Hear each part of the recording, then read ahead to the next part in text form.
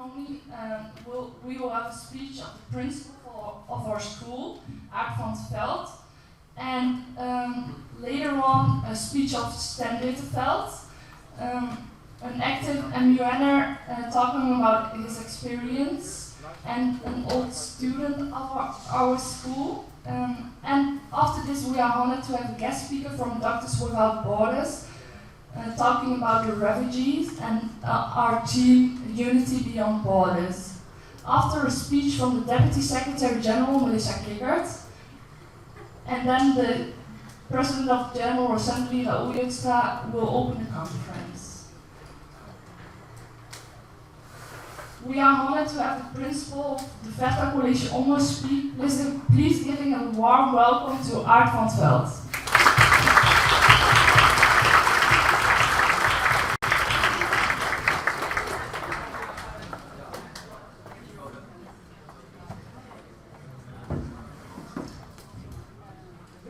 Secretary General, dear MUN directors, all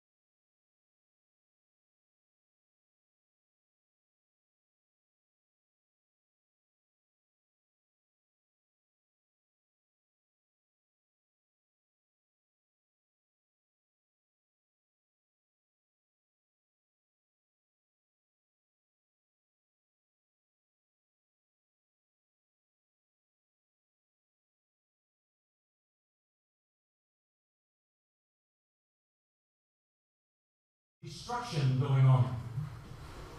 I think you may have noticed entering the building. Outside in Ommen, to see and to hear. And of course, we also see and hear a lot of violence, terror and destruction going on in this world. Paris, Iraq, Beirut. Issues you may be talking about today and tomorrow. But on the other hand, you can see around you a brand new school building where young people have a place to learn and meet. And to learn by meeting each other. A place of construction. I personally think that this is what makes the model United Nations such a great thing. You will meet and discuss about important issues. You will meet and learn. Sometimes you learn that you have different views on how to make the world a better place. And sometimes you will agree to disagree. But always you will be in touch with each other. Construction instead of destruction. A wise man, Mr. Martin Luther King, taught us, darkness cannot drive out darkness. Only light can do that. Hate cannot drive out hate. Only love can do that. Miss Secretary General, MUN directors, MUN delegates, all participants of this MUN in Ommen, I hope that you will bring a bit of light in this meeting today and tomorrow. I hope and expect that you will find Ommen to be a place of construction instead of destruction. And I will hope and I wish you that we will have these 2 days as to bring some light into this world. Enjoy.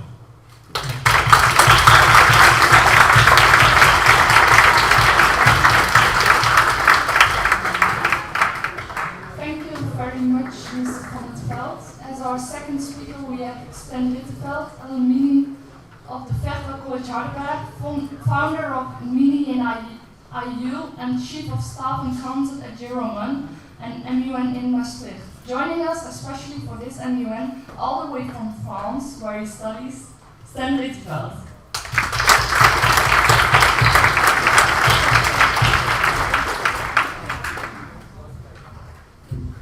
Thank you, Ms. Paul. Thank you, Ms. Secretary General. So, next slide, please. So I'm Stan Litveld, 20 years old. I am a European law student at Maastricht University, and yeah, I study in Nice, France at the moment for my Erasmus semester. So yeah, it's almost done, but yes, just came from France. And I have done MUNs ever since I was 13 years old in the derde klas of the College Hardenberg, and I was the first one to do so of the College entirely, so it's quite exciting. To date, I have participated in 20 MUNs,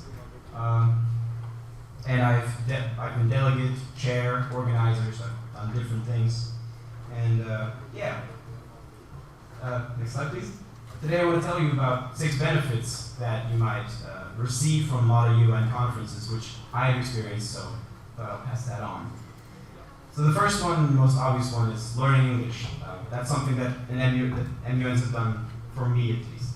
I remember at my very first MUN, that was Almuna in Arnhem in 2008, that in the entire weekend I only stated one point of information, so one question to each speaker.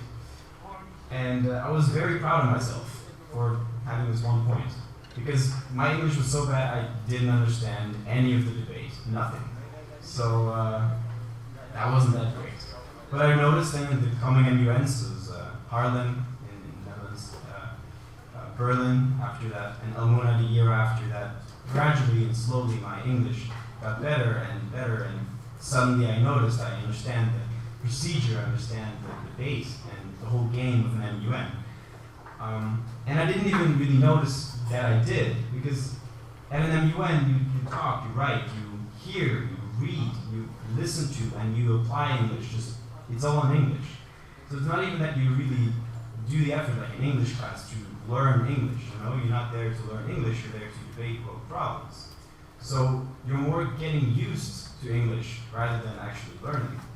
And I also had that benefit when I then went to my English classes at the College. My English teacher told me I don't even have to go to classes anymore because my English was better than what was taught. So that was really good with MUNs. Next slide, please. The next one I want to talk about, the next benefit, is self-confidence. Now, what does self-confidence mean? I know you probably hear a lot about that. You gotta be confident, and you gotta believe in yourself, but what it really means in very short is that you know that you can do it. So if you say, I know that I can do a speech because I've done it before, you have the experience, then you know you can do it. And this belief in yourself, that is self-confidence. And because at MUNs, you take the example of public speaking, you speak very much. You'll get this confidence of, all right, I know I can speak. I know how I can tell my message to my audience.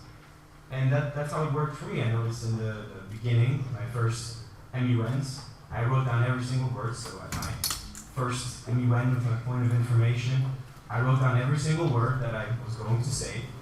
But gradually in later MUNs, I just wrote down a few words that I wanted to hang on to.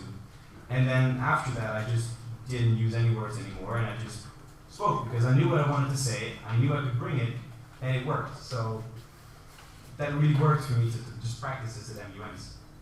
Now I bet you might think, okay, speaking in public in front of an audience, and that's scary. What will they think of me?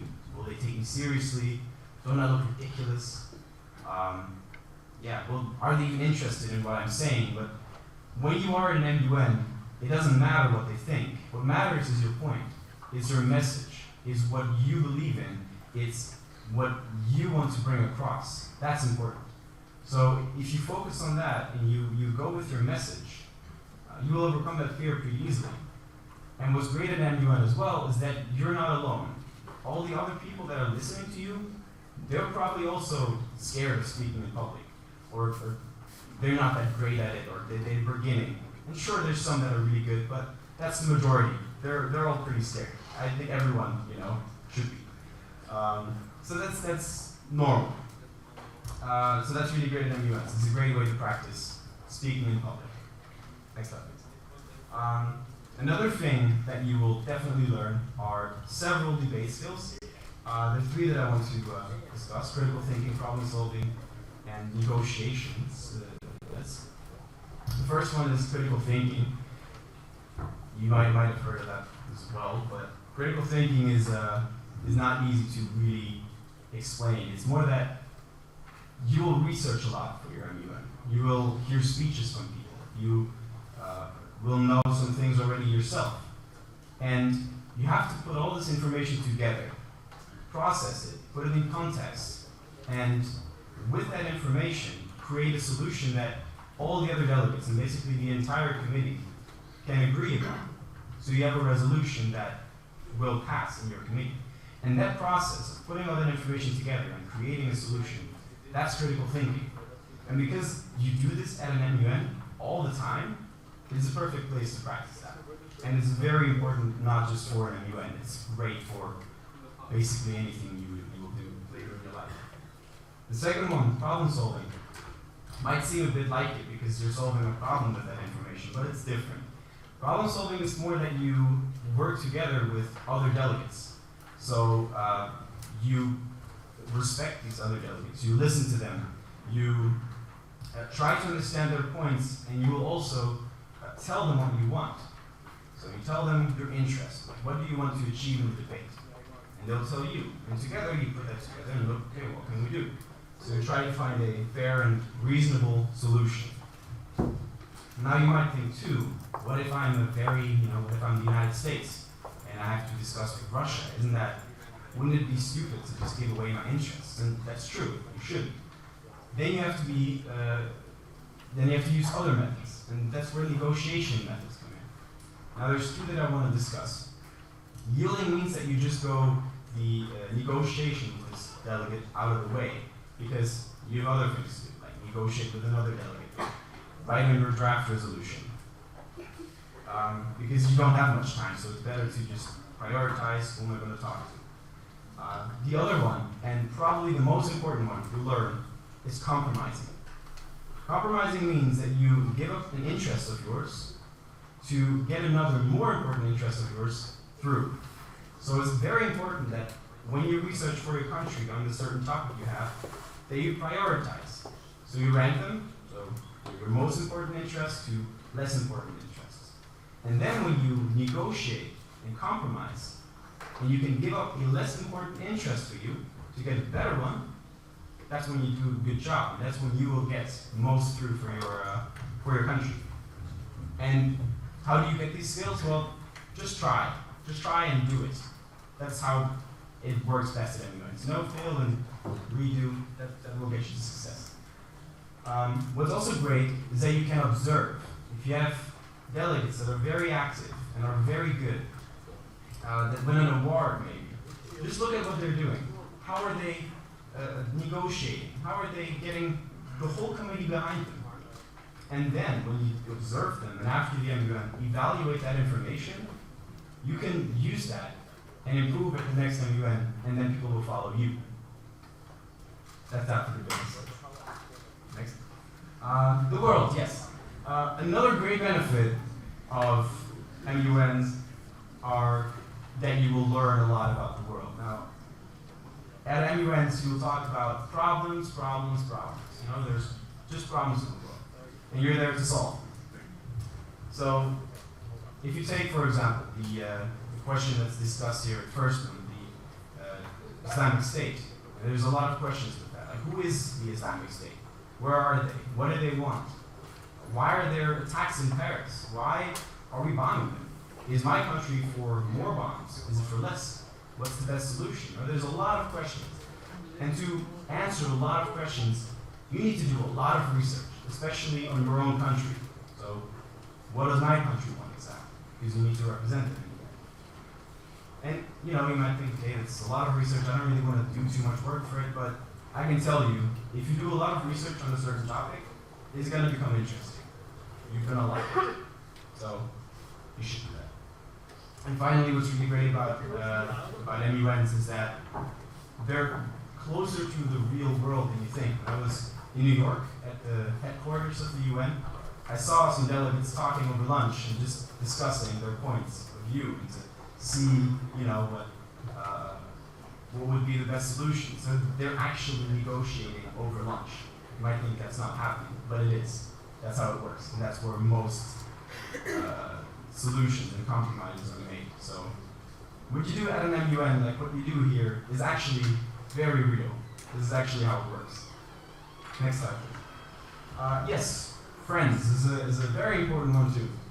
So you'll meet a lot of people from all over the world. I've heard there's a lot of people that are in the audience that are not from the Netherlands and just all over the place. Who is not from the Netherlands in the audience? That's quite a lot of people. So are there even people that are not from Europe, maybe? Yeah, see, even people that are not from Europe. So it shows you that even a smaller conference like this is already super international. There's super many people from everywhere. And you all have this common interest to learn about the world and learn about these problems, find solutions. And that's a great base for great friendships. And you'll have social events, like the party tomorrow, and of course you probably all have Facebook, so become friends on Facebook and keep up with each other and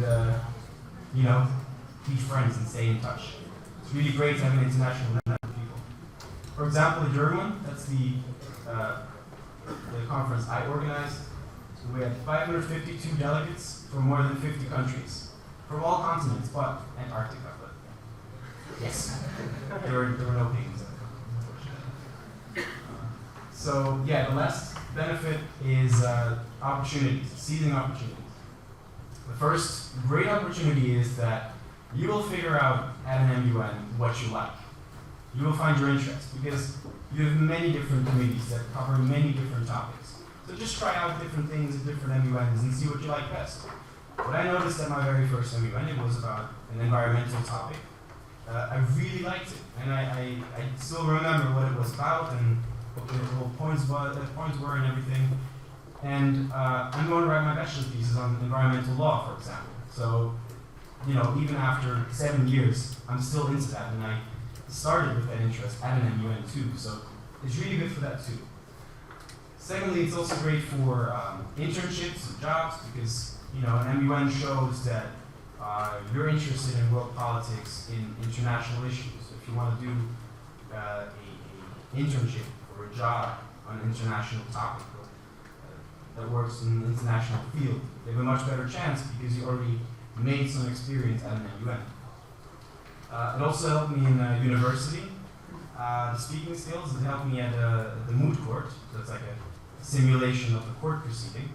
I became best oralist because I was like, well, this is just a speech, and I just have to try to convince the jury, the judges.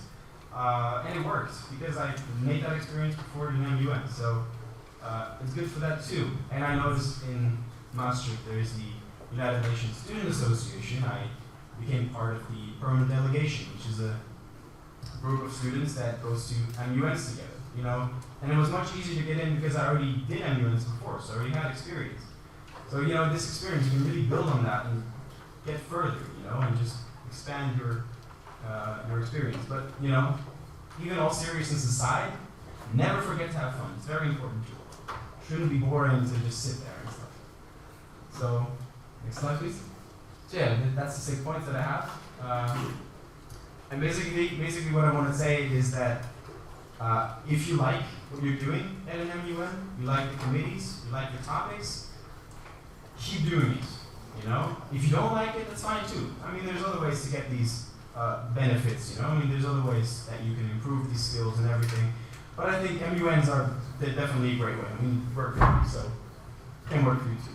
But one important thing is, and you have to keep this in mind, is that you have to work for it. If you don't do anything and you just expect things to happen, it's not going to. You have to work. You have to do a lot of research. You have to talk. You have to just try, do speeches, negotiate, really talk with people. And not in your own language, not in Dutch, in English. Like, really go for it. And take it serious. Because that way it will work. If you don't work, you won't get anything. Because, last slide please. Nothing will work unless you do. Great quote. Keep that in mind. Thank you.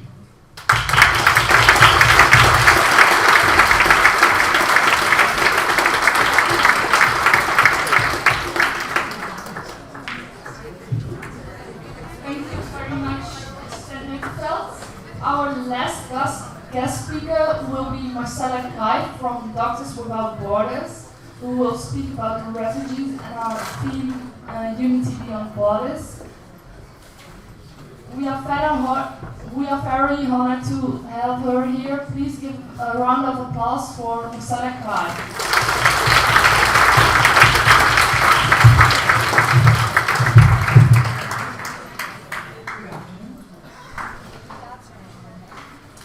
Thank you very much for inviting me, organizing committee. Sorry, I don't have all the formal titles. I'm not so used to this MUN protocol. I don't think I'm dressed properly either, but I hope you'll forgive me for that. I'm very happy to be here. Also happy to see so many of you here. It's a really great opportunity for me to talk a bit about my work with Doctors Without Borders and the theme for today, which is a very timely theme. I think Unity Beyond Borders. So, to introduce myself, first of all, my name is Marcella Krijf. I've been working for Doctors Without Borders for a few years now in different countries. I've worked in a refugee camp in South Sudan. I also worked in a hospital for emergency obstetrics in Haiti. Then an Ebola intervention in Guinea. And I've recently returned from Congo in the east, where there's a low-intensity conflict. You could say Congo is a failed state, and I spent 10 months working there. In a few weeks, I'll be leaving for Iraq to work also in a hospital there. Now, you may think that I'm a medic because I'm working for Doctors Without Borders. This is not true, I'm not a medic. I work as a project coordinator, which means that I negotiate with the local authorities, with other actors. I make sure that there is money and people to do the work. And basically, I arrange everything in a project so that the doctors and nurses and other medics can do their work.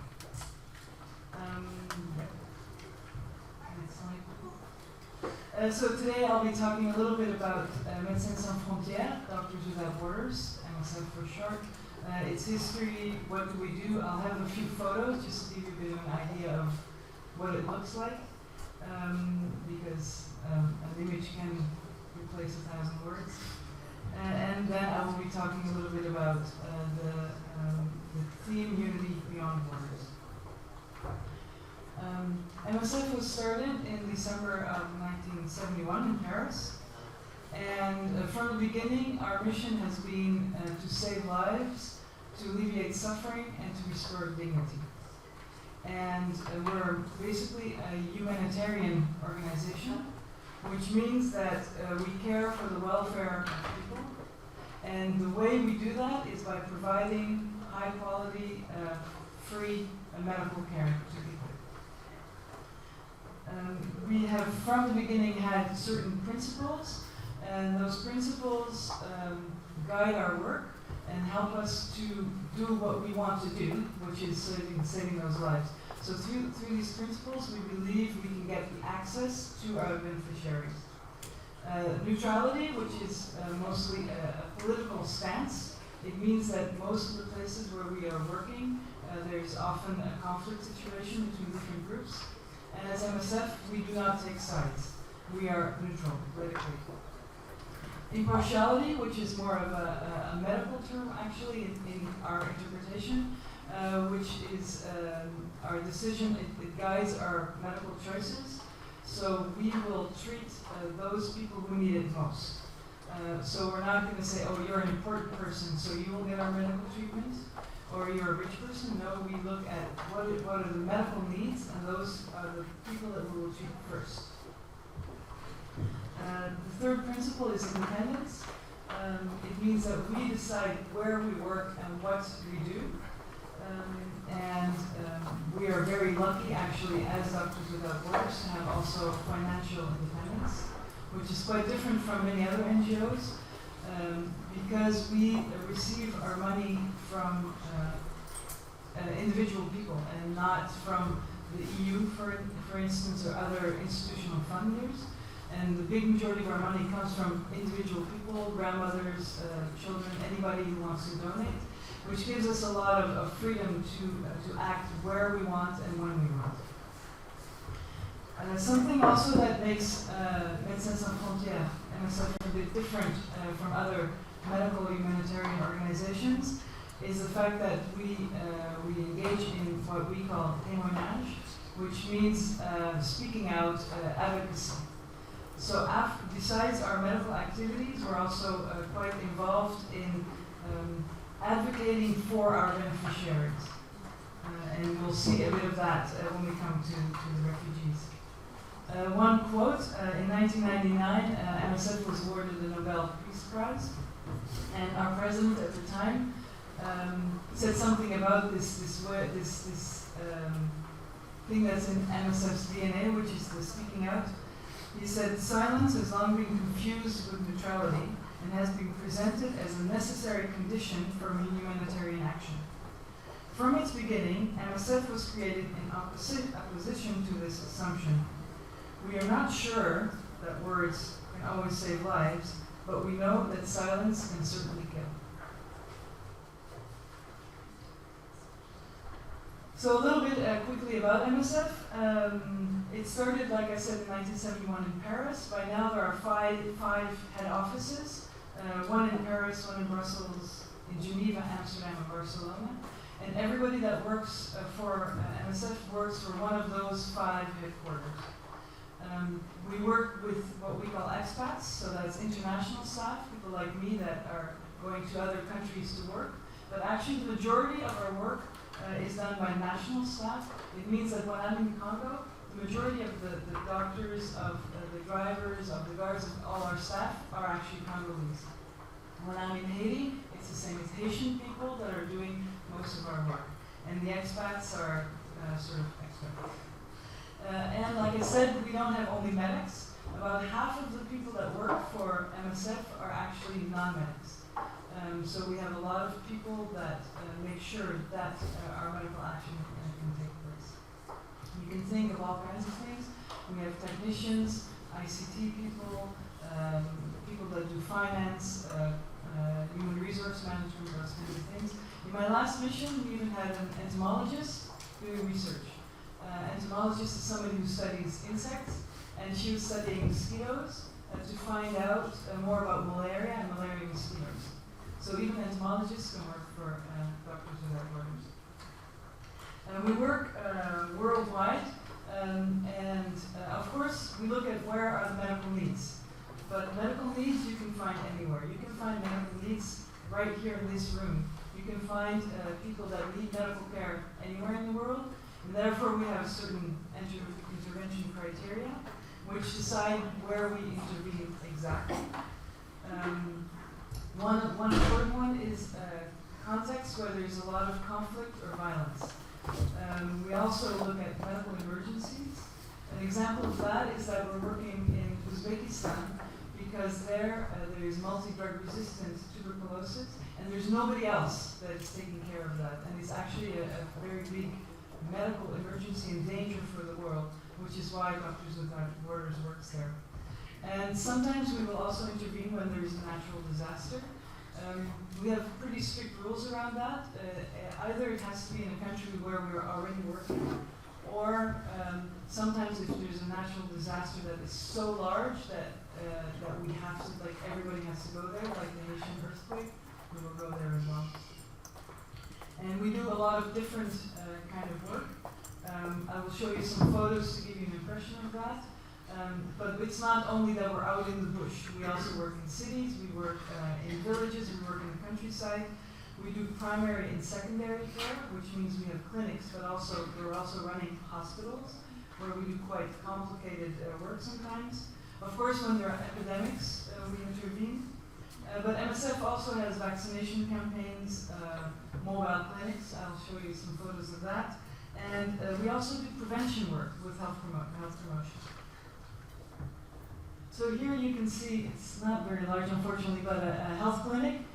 Here we have some women waiting, pregnant women waiting to be seen. So this is really the very typical, very MSF type of work, to have some kind of health clinic somewhere in the bush of Africa where the local people can come and receive care for whatever they need. Maternity, this here was maternity, and it saves many lives because it's not saving only the lives of the mothers, but also the babies and the other children in the house. So here we are in a hospital. We have all kinds of different hospitals, very basic ones, but also quite third level type of advanced hospitals, where we also provide free care, which means, as you can see in this photo, sometimes the hospitals are very, very crowded because there's nothing else around and we're the only place people can go to get this medical care. But of course we can't send people away, which means that sometimes we have 3 children and their caregivers in one bed, unfortunately. This is also a hospital, although it doesn't look like it because it's actually a hospital in a tent. This is in a refugee camp in South Sudan. So all we had was tents there. The refugees were sleeping in tents, but our hospital was a tent, and we were also living in tents. So that's basically the situation you can find yourselves in sometimes. Like I said, we also intervene in many epidemics. Here we can see a patient being treated for cholera. Cholera is actually not something we can cure, but it's easy to treat. And if people get treatment quickly, the chances of survival are quite high. The problem is that often people that die of cholera is because they don't get their medical care quickly enough. And cholera is very much related to poverty and is a seasonal, you'll have seasonal outbreaks of cholera. Another thing that I now have a lot of experience with, unfortunately, after being in East Congo for 10 months, is malaria. Malaria is actually decreasing in many parts of the world, but in some parts it's still increasing. And it can be a very deadly disease, especially for children that are less than 5 years old. Like cholera, it's seasonal, but it's actually very good and cheap to treat. And that makes it extra sad that so many people die of malaria every year. And that's why it's so important for us to be able to go to those places and treat people with cholera. And I think since last year, very famous, Ebola, hemorrhagic fever. Actually, hemorrhagic fever, the Ebola strain, was discovered in the late 60s and was always very small, going in different places, and it only really became very well known last year when there was a huge outbreak in the West. Unfortunately, MSF found itself really on the forefront of that, and that's because since the 60s, Doctors Without Borders has been treating every Ebola little outbreak that has happened. And now, even with the big one, we found ourselves to be the experts in the field. And that meant we had to do a lot of training also of other people in other NGOs and even within our own staff to increase the knowledge of Ebola. But I think in the end, the good news is that the last known Ebola patient was released from hospital a few days ago in Guinea. So it's looking like it's under control, but we have to stay alert. We also do a lot of vaccination campaigns, like standard ones for children, but also, for instance, this is a vaccination campaign where we did a trial with an oral vaccination for cholera. Actually, it turns out not to be super effective, but sometimes you have to try these things. Like I said, we also do mobile clinics. It means that when we hear that there's a problem somewhere, we might send out a team to do an exploratory mission. And once they find really there's a problem, we go there with a team. As you can see, we can go by car, but sometimes we take the boat or we go by foot into a place. We announce we're coming, and then we set up shop. You can see in the next picture what that can look like. We just put up a little sign. This is not the clinic. We're open for business. Everybody from the place comes. We're under a mango tree, and that's where we do malaria tests, or we treat malnourished children, or whatever is needed. an activity that maybe you wouldn't automatically associate with Doctors Without Borders, but it's actually very important, is also health promotion, education, as a prevention, to prevent people from getting sick. We do a lot of those kinds of activities. We use, again, a lot of local people that will speak to people in their own language to talk about hygiene, for instance, in an area where there's a lot of cholera. We talk about the use of bed nets if there's malaria.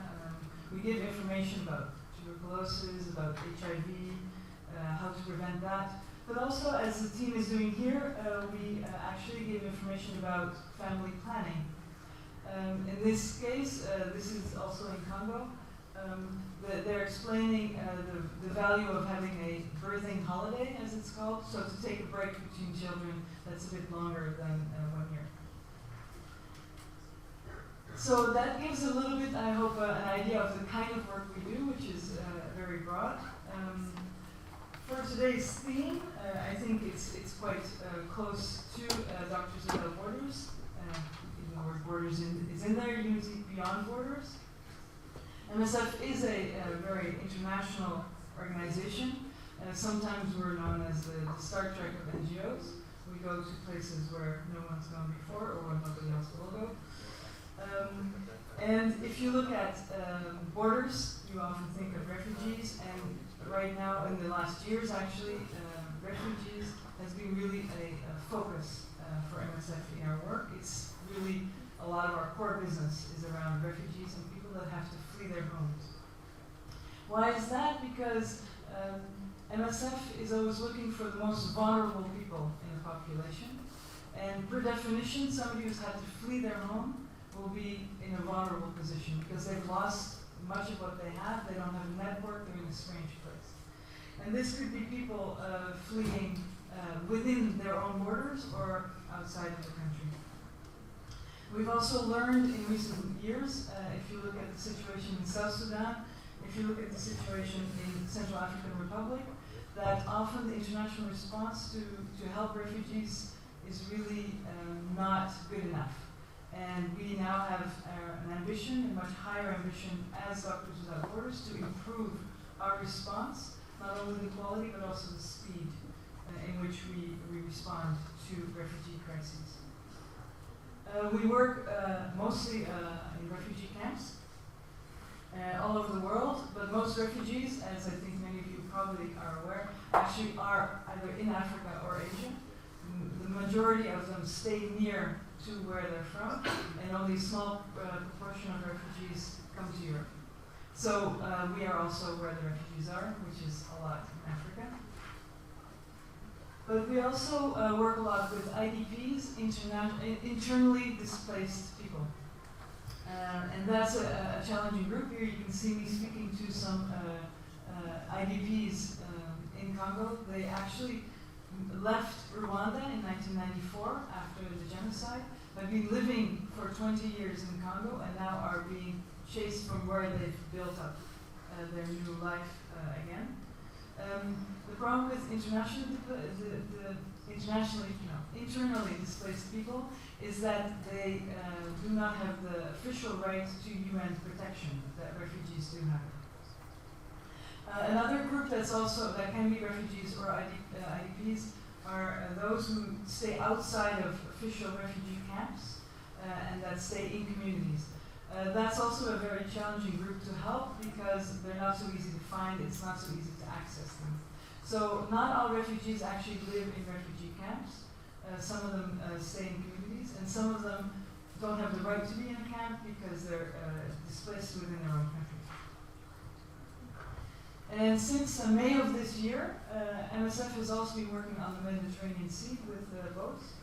And I think all of you have heard about what's happening in the Mediterranean Sea right now. This particular intervention of MSF has a very strong advocacy component. So the medical needs are there, but it's not the main reason why Doctors Without Borders is actually working there. It's mostly to really draw attention to the people that are on those boats and the terrible situation in which those people find themselves. So you can see that we work with refugees and IDPs in a lot of different contexts, a lot of different places. The last thing that I would like to show is international solidarity, which is also unity beyond borders. On October 3rd this year, there was a bombing of an MSF hospital by the US in Kunduz in Afghanistan. Unfortunately, some MSF staff died in that bombing, and also our patients died. The American planes bombed the emergency room where there were operations going on at the time. And after that, teams are across the world to show their solidarity with the team that was working in Kunduz, and their picture taken. And it's also to give you an idea that we have, teams working for MSF, hundreds and hundreds of people all across the world, from all different nationalities. And there's a strong sense of solidarity between all these people working for Doctors Without Borders. Thank you very much.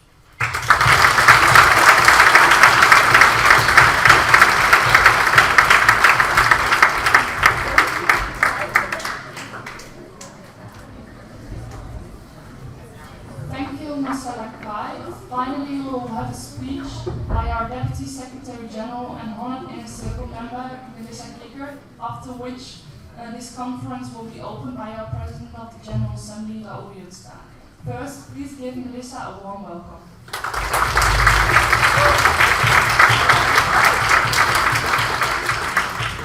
Honorable Presidency, dear delegates, hardworking staff, and distinguished guests. I first of all want to welcome you all to this year's FirstMUN. After months of preparation, it's finally here. I've already experienced both the delegates and staff working hard today, and I hope it has been a good day so far. I'm always in awe of how much these kids and MUNs already know and how eager they are to learn. I hope we gave and will give you the platform you need today and tomorrow and in the long run. I've seen the Secretary General work so hard at this for quite some time now, and I can say I'm very proud of her, and it has been a pleasure working with her and all of the organizing committee. Seeing all of our hard work come together like this is the best thing ever. Whilst writing this speech, I thought about the speeches I heard before in MUNs. Those people talked about how they want to stop right there where you are sitting right now, never imagining standing up here a few years later. Instead of my past, I want to talk about your future. Because when I look at all of you, I see a future for MUN, a future for the world. Whether you end up becoming a teacher, a manager, politician, or even a member of the United Nations, I believe all of you will have an impact on this world. Whether that is in big scale or small scale does not matter. All of you are so interested in world problems and the visions of different countries. Such a willingness to be educated is of use in this world full of problems and different visions. The theme of this year's FirstMUN is unity beyond borders. On a bigger scale, this means unity between different countries, such as, for example, the unity that was last week concerning the situation in Paris. Borders did not matter at that moment. Everyone felt the pain of the French. Or what a guest speaker from Doctors Without Borders talked about, the doctors that don't care about borders, as their name might suggest. On a smaller scale, it's things like this, like MUNs, where dozens of teenagers from different countries come together and discuss the bigger scale problems. The unity beyond borders is right here, uniting students from Dutch schools with students from German schools. Seeing them work together on more problems leads me to believe that the borders truly will not stop us. And they shouldn't. Teenagers with different interests, music tastes, hobbies, and families, all of them are working together here. None of these different matters, none of these differences matter, we're all equal, which the atmosphere that I always experience at MUNs, and which never ceases to amaze me. Furthermore, for me, the word border symbolizes any form of boundary that might stop us from being united. At this conference, we are challenging those boundaries. The different committees will discuss world problems such as the refugee crisis, LGBT+ rights, the third view of IS, and human rights violations. Most of these problems are not relevant to the teenagers sitting here, but they don't live in a country where they are discriminate, oppressed, or anything else, but there are millions of people who do. We won't let ignorance, oppression, and discrimination stop us from fighting for human rights and solving world problems together. I hope all of you will unite with each other, make great friends, and get a bit closer to changing the world. After months of preparation, that is what we worked so hard for.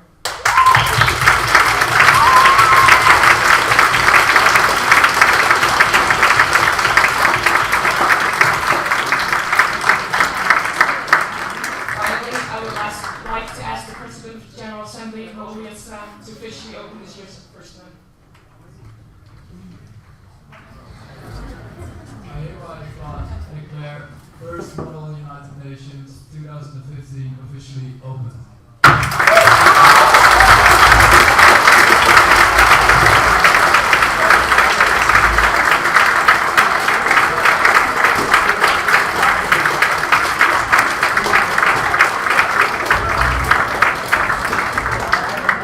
Before you all go, I have some announcements. The pictures of today and tomorrow can be found on our Facebook, FirstMUN 2015, so please give us a like. We also have Instagram, FirstMUN 2015, and Snapchat. Students of the Lawrence Lyceum, please gather to the cloakroom where your suitcases are, so the housing can pick you up later. Tonight we will have a party at the Free White Monkeys Pub in Ommen, Fashion Sports 27. The entrance admission is €5 each person, including 2 drinks. The address can also be found in the information booklet or on our website. The party will start at 7:30. Please keep in mind that the doors will close at 8:30 and you will not be able to get in after this. Tomorrow we will start at 9 and please be in time, be there 10 minutes before. And thank you all for your attention, and I hope to see you tonight at the party.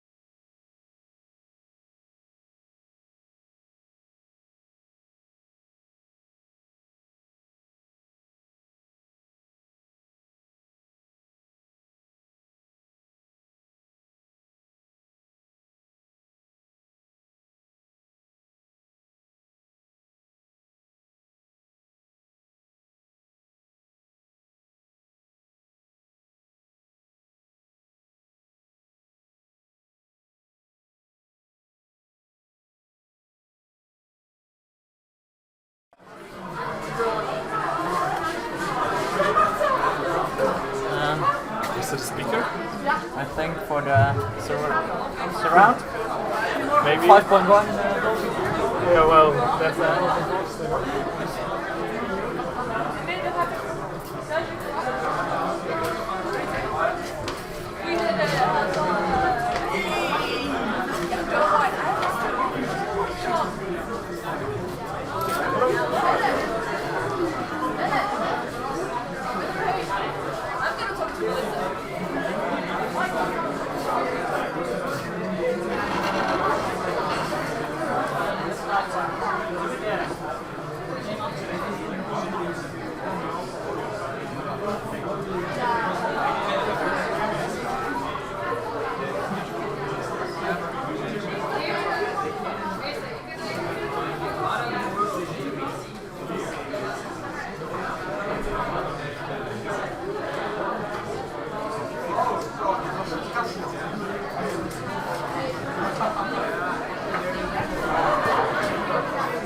Ik heb niks van.